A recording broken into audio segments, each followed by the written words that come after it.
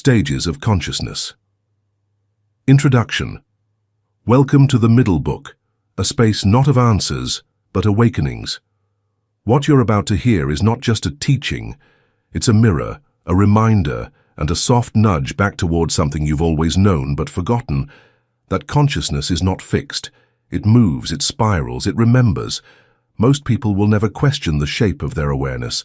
They'll live entire lives behind invisible walls, mistaking reaction for choice, distraction for freedom, survival for life. They'll rise and fall, love and suffer, dream and despair, without ever realizing that what they call reality is just a single room in a much vaster house. This audiobook is for those who sense there is more. Not more things to achieve or more truths to memorize, but a deeper state of being waiting just beyond the noise. It's for those who've touched something infinite in meditation, in a heartbreak, in silence, and want to find their way back. It's for the ones who hear the soft whisper in their soul, you are not just this body, this mind, this story. You are awareness, clothed in flesh, temporarily dreaming limitation. In ancient teachings, from the Vedic seers to the Hermetic scribes, consciousness was not seen as a byproduct of the brain, but the very ground of being itself. The Upanishads spoke of layers of self, from the gross to the subtle, leading to the Atman, the undivided essence. Helena Blavatsky called it the evolution of the soul through planes of perception. Saint-Germain taught that only through the purification of inner awareness could one access the flame of divine liberty. And modern mystics like Ram Dass, Rupert Spira, and Eckhart Tolle have echoed this same truth in new tongues. You are not the voice in your head. You are the one listening. But what does that really mean? It means you've been taught to look outward when the truth is inward. It means the feelings that haunt you, the thoughts that possess you, the identities you cling to, are not the end of your story. They're just chapters. And like any good story, there's a plot twist. Consciousness evolves, it matures. It grows from instinct into intuition, from fear into freedom. But not in a straight line, not like stairs, more like a spiral. Each turn bringing you closer to the center you forgot existed. And here's what few will say. Most people never leave the first or second turn, not because they're incapable, but because no one ever told them that growth was possible or what it looks like. You were not handed a map. You were handed distractions. You were not shown the spiral. You were shown the screen. You were not taught to witness your awareness. You were taught to fix your appearance. This is the map they never gave you. The one that begins in fear but ends in stillness. The one that doesn't just climb to heaven but descends back to earth carrying light. There are 6 stages on this path, not in rigid order, not like levels in a game, but like rooms in a house you revisit with new eyes. You may find yourself moving up, then slipping back. That's not failure. That's how consciousness breathes. The first is survival, the primal scream of the body. The second is emotion, the storm of the heart. The third is intellect, the fortress of thought. The fourth is the heart awakened, where empathy dawns. The fifth is cosmic awareness, the collapse of separation. The sixth is a non-dual being, the place beyond the self. Only one of these leads to lasting freedom. But all are sacred. All are you. Each stage we'll explore is grounded in both science and spirit. You'll hear echoes of neuroscience and mythology, psychology and metaphysics. But more importantly, you'll feel something stir inside you, a memory, a knowing, a vibration. That's not a coincidence. That's you remembering yourself. Let go of needing to understand everything. Some truths cannot be grasped. They must be received. Sit back, breathe deep. Let the spiral unfold. This is not a lesson. It's a return. Let's begin. Chapter 1. Survival. The echo of instinct. Before philosophy, before language, before even a single question was ever asked, there was this: the beating heart, the sharp breath, the sudden flinch.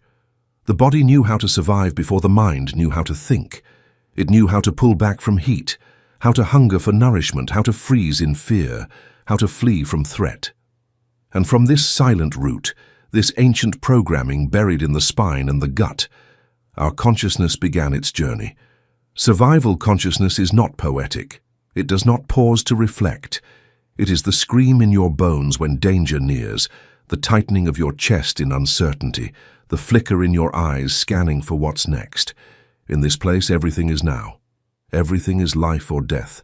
The brain stem, that old sentry of the body, watches tirelessly for what might harm. The limbic system remembers what caused pain, what signaled safety, and what led to pleasure, and it carves grooves deep into your nervous system. It doesn't care for logic, it only cares for protection. And for most people on Earth, this is the operating system running beneath the surface of their lives, not because they are broken, not because they are blind, but because evolution built it that way. Because once, long ago, it was necessary to wake each morning and fear the hunger, the hunt, the bite in the wind. Our ancestors survived not by pondering truth but by reacting quickly, instinctively. The one who paused to meditate on beauty was devoured. The one who flinched first lived. But here's the paradox. What once ensured survival now becomes the very trap that prevents awakening. The threats today are different. No saber-toothed cats, no daily chase for firewood or fresh water. And yet, your nervous system doesn't know the difference. It still floods your body with adrenaline when someone cuts you off in traffic. It still tightens your stomach when a bill arrives. It still registers rejection, a missed call, an ignored message, as a threat to your existence.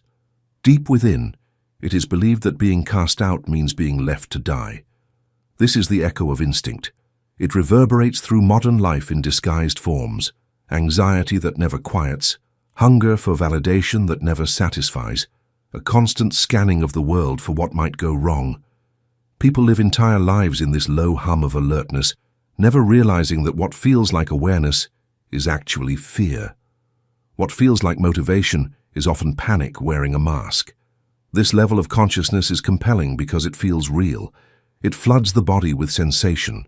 It gives urgency to decisions. It mimics aliveness, but it is not freedom. It is reactivity.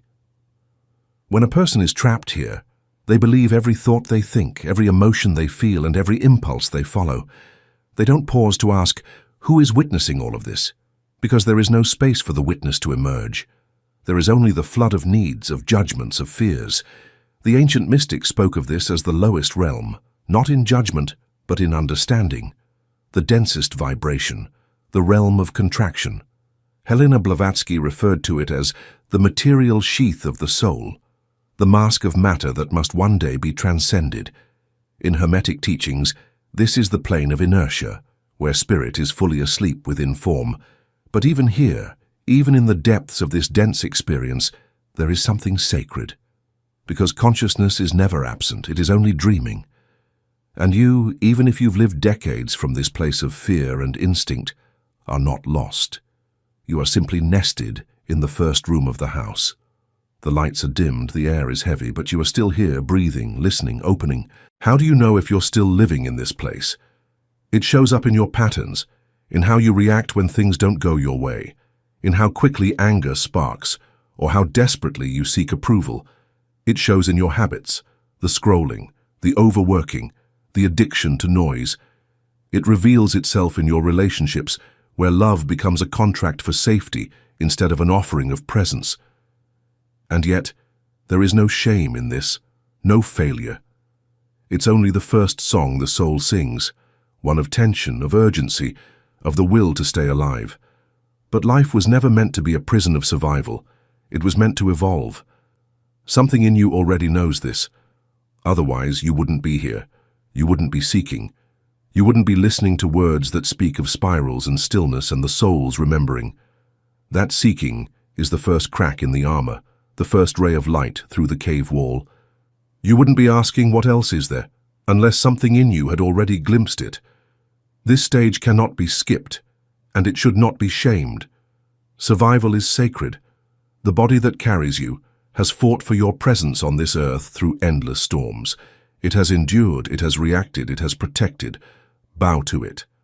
But do not let it rule you forever, because the soul does not thrive in fear, it thrives in expansion, and to expand, you must begin to see the fear, not as your identity but as a signal, a messenger, a protector that has outlived its use.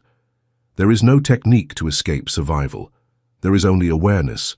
Watch the instinct arise. Feel the panic before the meeting, the jealousy before the silence, the hunger before the binge.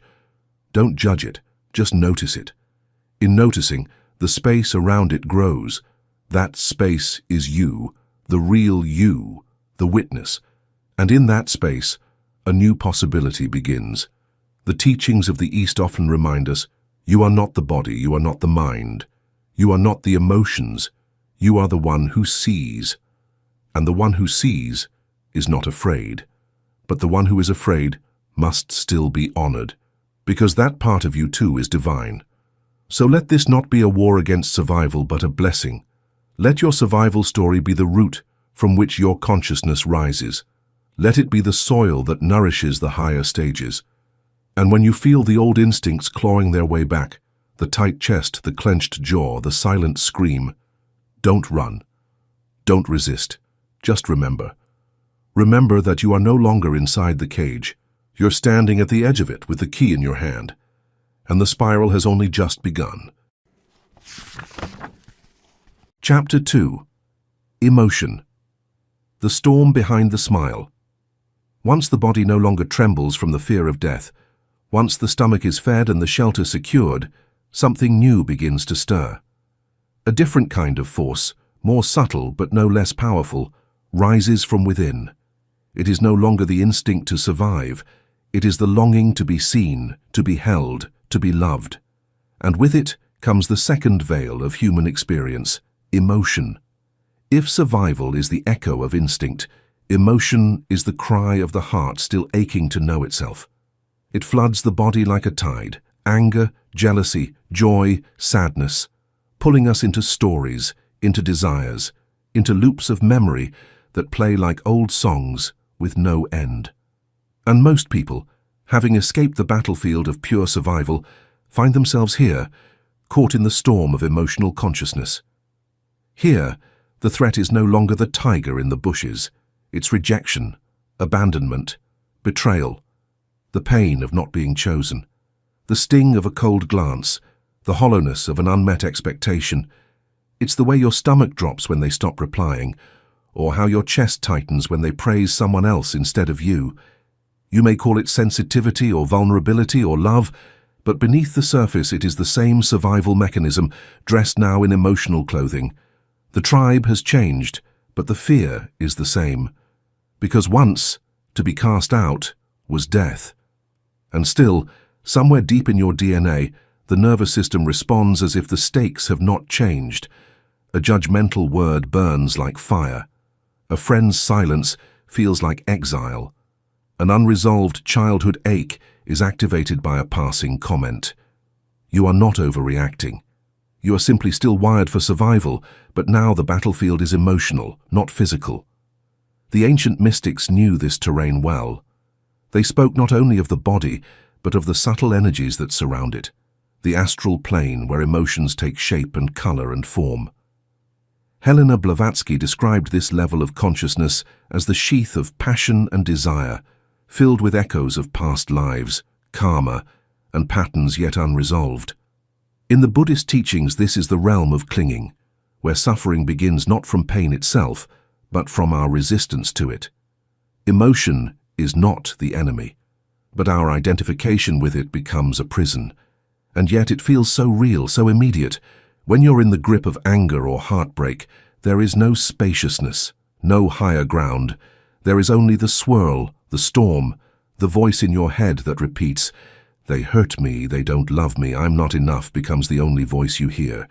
You act from it, you speak from it, you live inside it. And the deeper tragedy is this: it feels like it's you. But you are not your emotions. You are the sky. Emotions are the weather. The limbic system, especially the amygdala, scans the world constantly for cues of safety or danger. A raised eyebrow, a missed invitation, a forgotten birthday, all can trigger the same circuitry that once saved our ancestors from wild animals. But the body doesn't know the difference between a bear and a breakup. It just feels like a surge. And the story the mind builds around it, I was abandoned, I was betrayed, I am unlovable, is how the trap is built. The emotional self forms early.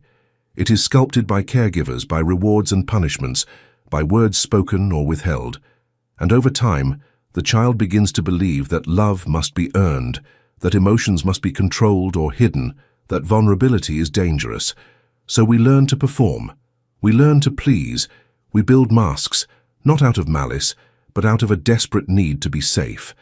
And then, decades later, we wonder why we still feel hollow even when we succeed. Why a compliment doesn't sink in. Why love feels fleeting. It's because the inner child is still waiting to be seen, not for what they do, but for what they are. Carl Jung once said, "Until you make the unconscious conscious, it will direct your life and you will call it fate." And in this emotional stage, the unconscious runs the show. It whispers in your relationships, in your choices, in your dreams. It paints the world with projections. You don't see things as they are, you see them as you are. If you believe you are unworthy, even love will feel like danger. Even joy will feel suspicious. This is why relationships become battlegrounds. Because you are not meeting someone as they are, you are meeting them through your wounds, through your longing, through your fear of being left again. And yet, emotion is not something to escape. It is sacred.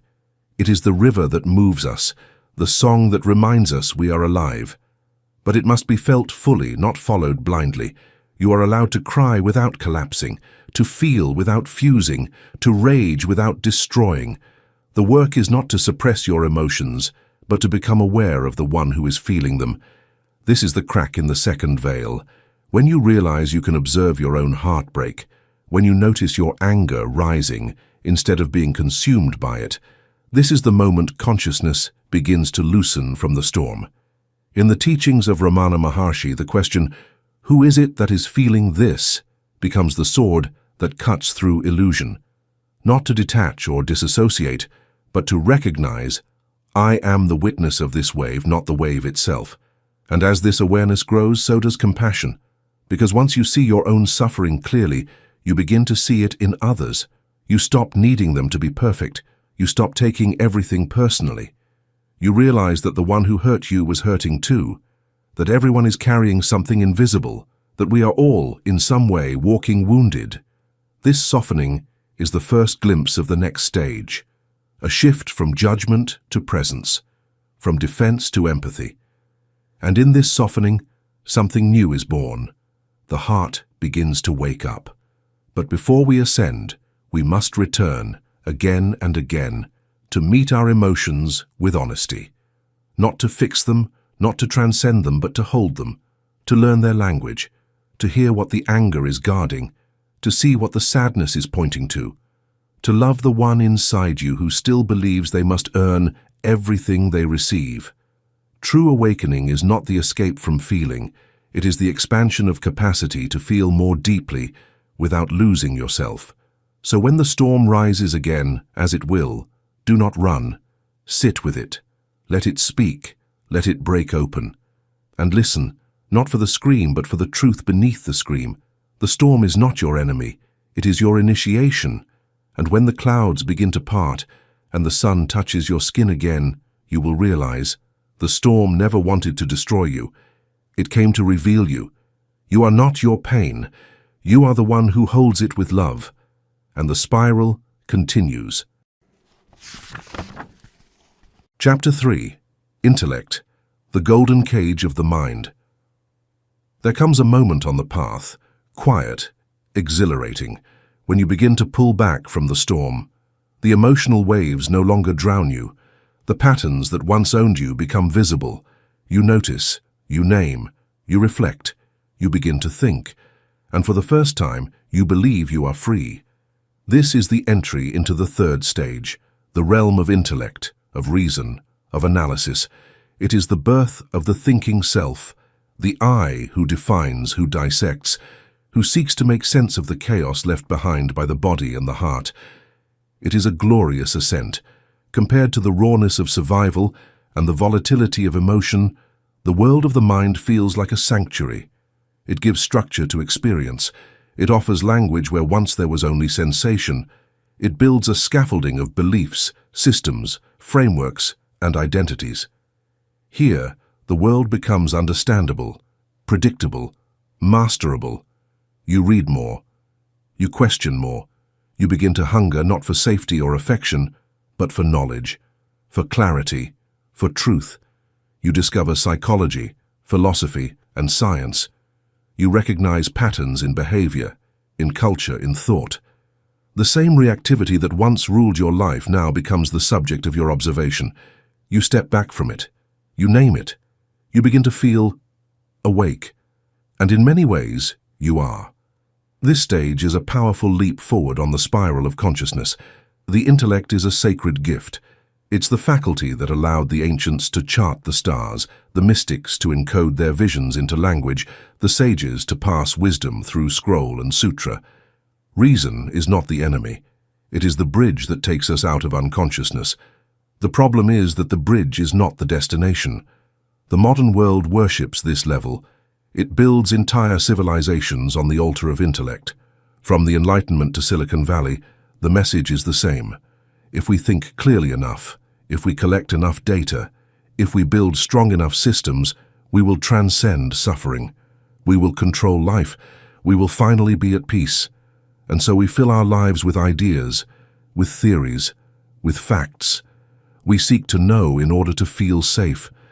But beneath the sophistication, the same old fear lingers, the same ache for control, the same terror of uncertainty.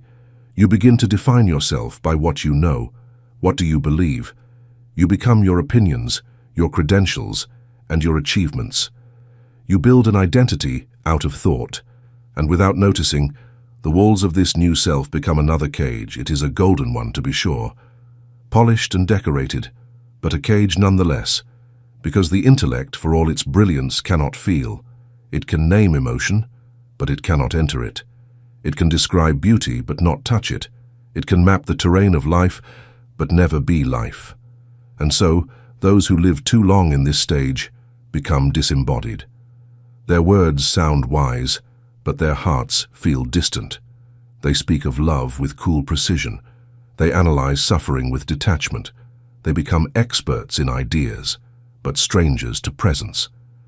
In spiritual circles, this is the realm of the armchair mystic, the one who reads every sacred text, who can quote sages and scriptures, but cannot look a stranger in the eyes with tenderness. They have replaced vulnerability with vocabulary, depth with definition. Again, this is not incorrect. It is merely one more segment of the spiral. It is necessary to improve the mind. It is necessary to develop the intellect, but only in order to surrender it later. According to Descartes, I think, therefore I am. The mystic, however, is aware that I am, therefore thought arises. The thought is preceded by something, prior to the label, prior to the identity, and you are that something.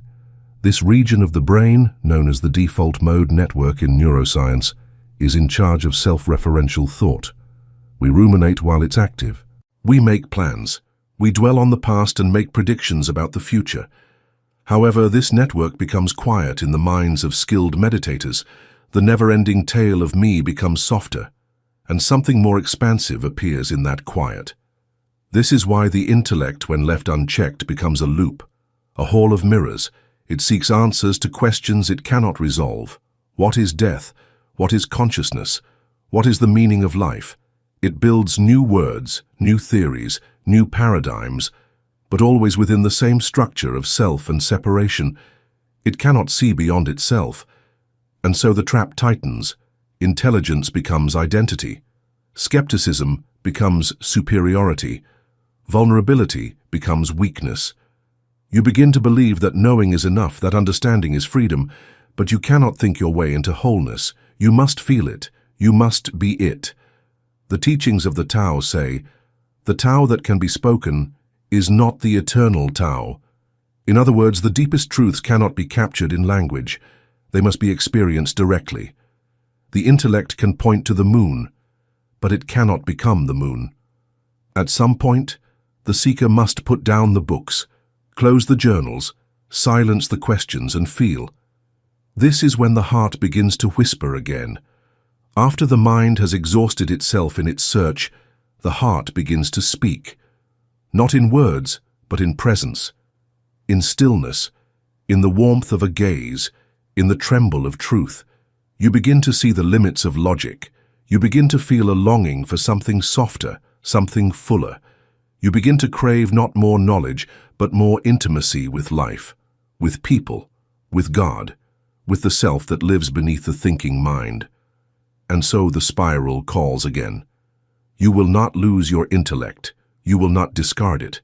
You will simply return it to its rightful place, not as master, but as servant, not as home, but as a compass. You will continue to think, but with love, to question, but with humility, to speak, but with presence. The golden cage will always be there, but now you hold the key. And on the other side of thought, the heart is waiting, not as an emotion, but as a way of seeing, a way of being. You are ready to walk through that door. Chapter 4. The Heart, where the self dissolves. There is a moment in every seeker's journey when the mind, once proud of its clarity, begins to taste the hollowness of its own answers. The concepts are sharp, the framework is elegant, but something essential is still missing. There's a hunger, not for more knowledge, but for more presence. A longing, not to explain life, but to feel it. And this longing does not arise from the brain. It rises from a deeper place, from the heart. Here begins a sacred shift, not upward but inward, not toward mastery, but toward surrender. After the body's survival and the heart's storms, after the mind's structure and sophistication, there awakens a quieter light, a knowing without words, a love without reason. The intellect calls it foolish. The ego calls it weakness. But something in you knows, this is the doorway to freedom. To enter this space is to feel the walls of the self begin to thin. The sharp lines drawn by thought, me and them, right and wrong, success and failure, begin to blur. You no longer see others as objects, roles, or categories. You begin to sense them as reflections of yourself, not metaphorically, literally. A child's laugh moves you to tears. A stranger's pain echoes in your chest. A single act of kindness lingers for days. Compassion becomes not a decision, but a reflex. This is the realm of heart-centered consciousness, the dimension where empathy is not cultivated, it simply emerges, where judgment begins to dissolve and presence becomes the only language worth speaking. For some, this shift is sudden, a heartbreak, a death, a moment of silence so deep it rearranges everything. For others, it comes slowly, like dawn filtering through a dense forest. But however it arrives, it changes you. Because once the heart opens, the game of ego loses its thrill. The trophies you chased begin to gather dust. The arguments you once needed to win now feel like noise. The desire to be right is replaced by the desire to be real. In this space, love is no longer a transaction. It's not earned, deserved, or measured. It simply is. Like gravity, like light, you feel it not as an emotion but as the very fabric of existence. It moves through you. It becomes you. And from that state, everything begins to reconfigure. You no longer help others to feel worthy. You help because you cannot not help. Their joy is your joy. Their pain is your pain. This is not martyrdom. It's unity. The soul remembers its true size. St. Francis of Assisi once prayed, "Lord, make me an instrument of your peace."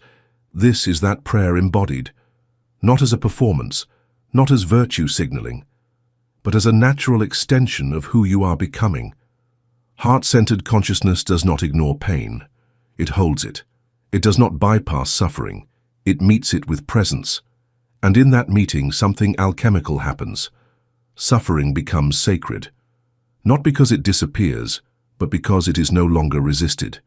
You begin to understand what Rumi meant when he wrote, "The wound is the place where the light enters you." The heart doesn't just feel, it sees. It sees past the masks. It sees past the roles.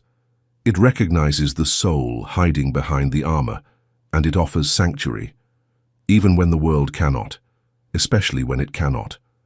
This stage is where the great spiritual traditions converge. In Christian mysticism, it is the compassion of Christ, the ability to love beyond betrayal. In Buddhism, it is metta, loving kindness offered to all beings without exception. In the teachings of the Bhagavad Gita, it is acting from duty without attachment to reward, serving from love, not ego. But heart-centered consciousness is not sentimental. It is not soft in the way the world thinks of softness. It is fierce. It is rooted. It does not seek validation. It offers love, even when unreturned. It speaks the truth, even when uncomfortable. It forgives not because it forgets, but because it understands that holding on to pain is its own kind of bondage. When you live from the heart, you start to feel that you belong, not to a group, not to an ideology, but to life itself. The trees begin to speak in silence, the sky becomes a mirror, the breeze on your skin feels like a whisper from the divine. It is here, in this state, that awe returns, not the awe of spectacle, but the awe of presence, of being here, of being at all. And this presence heals. It doesn't fix, but it integrates. The parts of you that were abandoned by the intellect, rejected by society, or shamed by family, these parts begin to thaw in the warmth of the heart. They come forward not to take over but to be held, and the one holding them is not the ego. It is something deeper, something sacred. This is the true beginning of spiritual maturity, not the gathering of insights but the dissolving of separation, not climbing above others but seeing no other at all. But the heart is not an end point. It is a portal, because as vast as this space feels, there is something beyond even empathy, beyond compassion, a dimension where love does not just connect things, it reveals that there were never two things to begin with. That next realm is rare. It cannot be summoned or forced. It arises when the heart has done its work and surrendered its crown, when even the giver dissolves and only giving remains, when even the lover disappears and only love remains. But for now, if your heart has been stirred, if you've wept unexpectedly, or smiled at a stranger, or felt your chest ache at beauty, know this: you are already on the path. Stay open, stay soft, stay grounded. You are not weak for feeling deeply. You are strong enough to live without armor, and that is the power the world needs most. Chapter 5. Cosmic Consciousness. The Collapse of Separation. There is a silence so deep it cannot be heard, only known.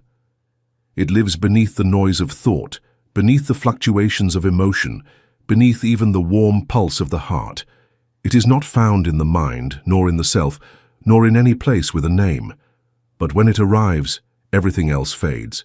The old lines blur, time softens, space bends, and the illusion of separation begins to unravel.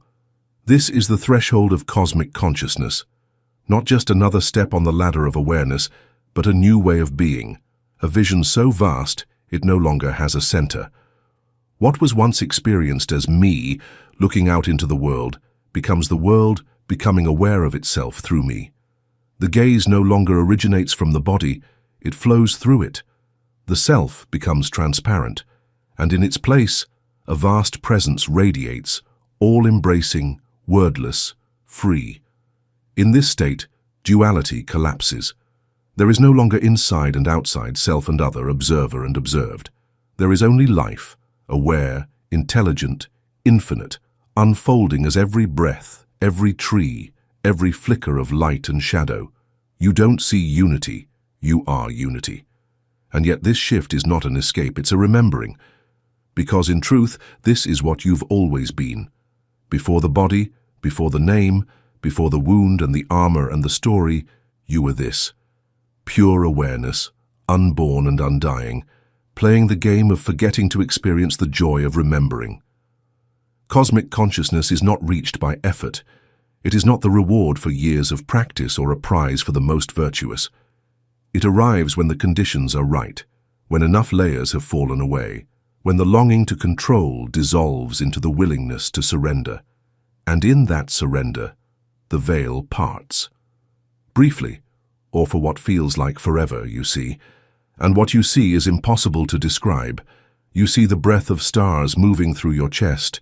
You see the eyes of the beloved in every stranger. You see the divine dancing behind every leaf and in every silence. You feel a peace so wide it holds even the world's pain without flinching. You no longer believe everything is one. You know it. Not as an idea, but as the direct, unmistakable experience of reality. Mystics throughout time have described this state in hushed reverence. Plotinus called it the One, the source of all multiplicity. The Sufis spoke of it as the wine of union, where lover and beloved merge. The Vedantic sages called it Brahman, the absolute beyond all qualities, yet present in every form. And in the West, poets like Whitman and mystics like Meister Eckhart glimpsed it in flashes so powerful they spent their lives trying to give it voice. Even modern science touches the edges of this truth. Neuroscientists studying long-term meditators have found that during moments of profound unity, the default mode network, the brain's system for constructing personal identity, goes quiet. The chatter stops. The boundaries dissolve. What remains is not blankness, but a glowing fullness. The self evaporates, and the world becomes luminous. This is not a hallucination. It is not delusion. It is the direct perception of what has always been hidden beneath the veil of thinking. And in this vision, everything changes. Your priorities fall away like old skin. What once seemed urgent, status, possession, praise, becomes a game you no longer need to play. What once seemed separate, nature, others, even death, becomes part of a great unfolding that no longer threatens you. You are no longer a person moving through the world. You are the world, expressing itself as a person. This experience does not always last. It can come in meditation, in a moment of deep surrender, in nature, in grief, in stillness. Sometimes it fades, sometimes it returns. But once tasted, it leaves an imprint on the soul. And that imprint is enough to transform everything. You may return to your personality, your roles, your name, but they no longer define you. You wear them lightly. You serve without attachment. You love without fear. You live without needing to grasp, because you know that everything you see is you, and everything you are is the universe in motion. And yet even here a deeper mystery remains, because as vast as this state is, there is still a sense of something being experienced. There is still a witness. There is still the quiet awareness of being aware. And that too must one day dissolve. But before we step beyond, let us linger here a moment longer, in this holy stillness, where the boundaries have collapsed, where breath and starlight are not different, where the cosmos is not distant but present in your very marrow. This is not the end of the journey, but it is the place where the path becomes light, where the destination stops mattering, where the spiral opens wide into eternity. You are not in the universe. The universe is in you. You are not becoming one. You have always been one. All that remains now is to see what lies beyond even this. Chapter 6. Non-dual Awareness. The Disappearance of the Self. What if all of it, the striving, the healing, the thinking, the surrendering, was never meant to bring you closer to some distant goal, but only to peel away the illusions that hid the truth you always carried? What if awakening is not a becoming but an unbecoming, not a rising but a falling inward? In the final and rarest stage of consciousness, there is no more becoming. There is only being, and even that word, being, is too large to grasp and too small to contain what unfolds here. This is the stage of non-dual awareness, the point at which the final veil lifts and even the witness dissolves. It is the end of the game of self and the quiet return to what was never lost. Pure, centerless, unbounded awareness. Here there is no one left to awaken. There is no longer a you watching the experience. There is only experience. Only the now. Only the timeless hum of reality, without edges, without separation, without form. This is not an altered state. It is not a trance or ecstasy or a spiritual high. It is what remains when every state has been seen through. It is not peace as a feeling. It is peace as the ground of all feelings. Not love as an emotion, but love as the nature of what is. You cannot describe non-dual awareness. You can only dissolve into it. Words break here. Concepts collapse. Even the most sacred teachings fall silent, because all teachings point to this. None contains it. Imagine trying to describe the sky to a fish who has never left the ocean. Imagine trying to explain emptiness as fullness. Infinity is stillness. Unity is not as oneness between two things, but the absence of two entirely. This is the paradox, the mystery, the truth that cannot be held. There is no self here, not even a higher self. Not even a soul observes the show of life. There is only the dance, and even that word, dance, suggests movement, suggests time. But non-dual awareness is beyond even time, beyond perception, beyond mind. And yet, it is intimately present. It is the presence within all presences, the silence within all sounds, the nothingness that gives rise to everything. Ramana Maharshi, the great non-dual sage, was once asked, "Who are you?" And he replied, "I am that I am." Not as a name, but as a pointer to the mystery, a mystery so simple it cannot be seen, so immediate it is always overlooked. Many who walk the path never reach this point, not because it is unreachable, but because the self is reluctant to disappear. Even in spiritual seekers, the ego takes refuge in subtler forms, in wisdom, in humility, in service. It survives as the one who is awakening. But in non-dual awareness, even that dissolves. There is no specialness here, no hierarchy, no guru to follow, no student to learn.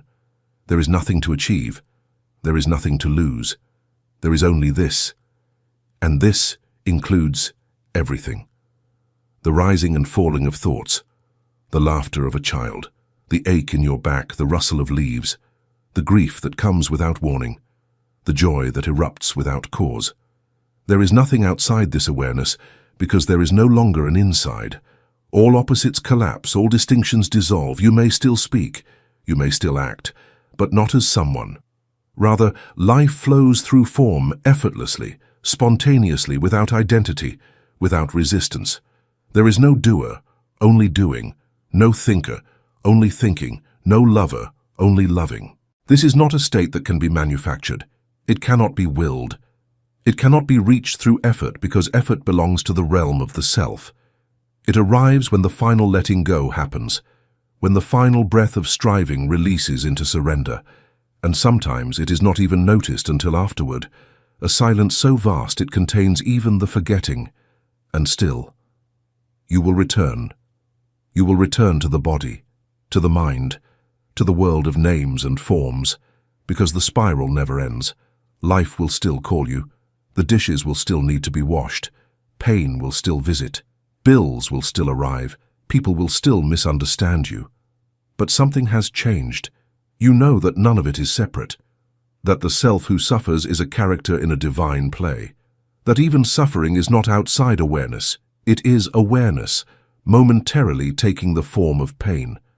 You no longer need to escape being human, because now you see, humanity was never the problem.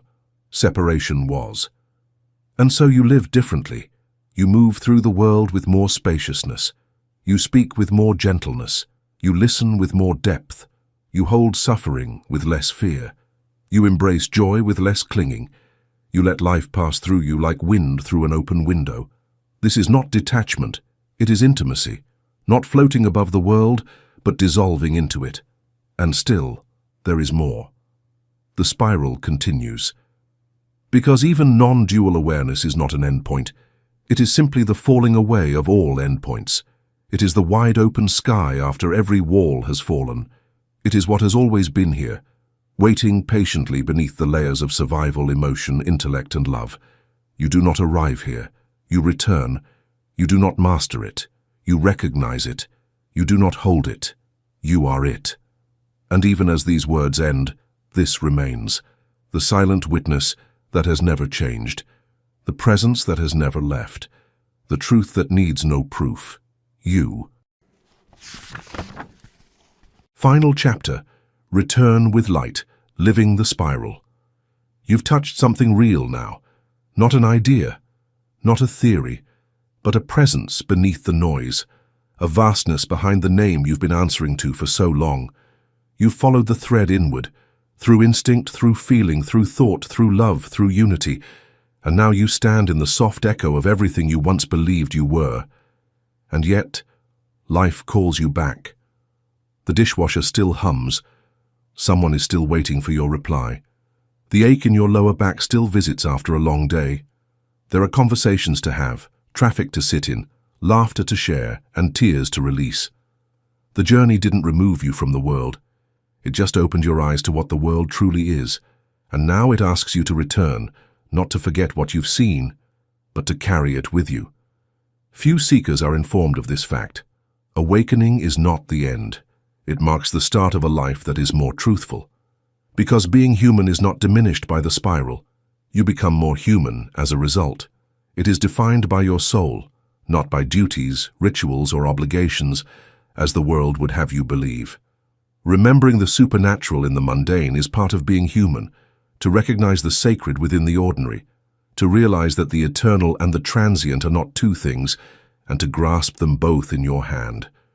You'll tumble once more, into terror, into a hunger, into diversion. You'll forget. Old stories will make you forget who you are. Familiar faces from the past will knock on your door. The ego will try to make you feel as though something is lacking, and you could think so for a while. Failure is not what this is rhythm. Consciousness goes out and comes back, much like the tide. Clarity fades and then reappears, much like the moon. Peak states are not where you are supposed to reside. The valleys are supposed to be touched by those states, to allow the loneliness to be lessened by the recollection of unity, to allow the clamor of daily life to blend with the spaciousness of presence. The deeper mastery lies in how deeply you return, not how high you can climb. Return to the pain with more compassion. Return to the joy without clinging. Return to the body with reverence. Return to the mind with gentleness. Return to others with kindness, especially when they don't understand what you've seen. And most of all, return to yourself, again and again, not to fix but to witness, not to control but to hold. You are not here to stay above the storm. You are here to walk through it with open eyes and a steady breath.